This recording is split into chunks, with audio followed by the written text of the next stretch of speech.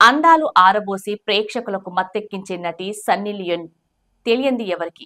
కోట్ల రూపాయల పారితోషకం నటి పేరు మీద ప్రభుత్వ పథకం కింద ప్రతి నెల ₹1000 ఆమె అకౌంట్లో జమ అవ్వటం విచిత్రమే. అయితే అధికారులకు ఈ విషయం తెలిసి ఆశ్చర్యపోయి దర్యాప్తు చేయగా అసలు విషయం తెలిసింది.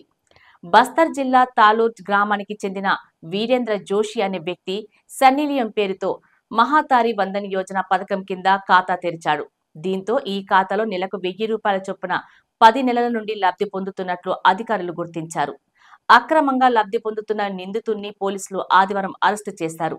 పైగా అర్హులైన లబ్ధిదారులను నిర్ధారించే బాధ్యత నిర్వహిస్తున్న అధికారులపై కూడా చర్యలకు ఉపక్రమించారు.